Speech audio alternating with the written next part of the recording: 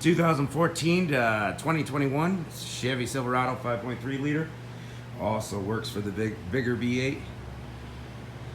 Get your oil filter cap off, pull your dipstick out, let it drain a little easier. We're going to come underneath here. We got a 15 millimeter right there on the oil pan, right behind this subframe here.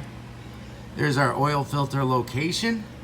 I've got oil filter adapter on there. I smack it on with a little hammer with a towel to get it tight.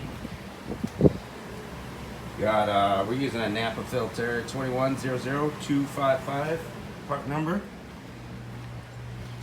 And she's almost done draining. We're going to take that oil filter off. We're going to put our ratchet right up in there to get that oil filter off. And yeah, these are tough to get on and off without a little adapter. And they seize on there real tight a lot of times. That's why I got the adapter, and I kind of smack it a few times with the hammer to make sure it's all the way in that filter to get it off.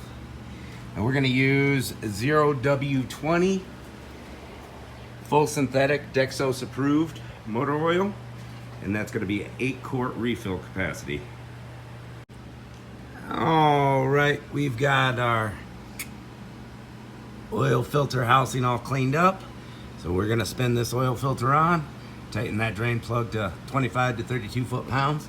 We're going to get the oil filter on as tight as we can with our hands. Spin it all the way on, give it about a quarter to a half turn. Right there is where we fill the oil up. Dipstick's right behind it. And we got our 0W20 full synthetic Dexos approved oil. Put 8 quarts in her and you're good to go.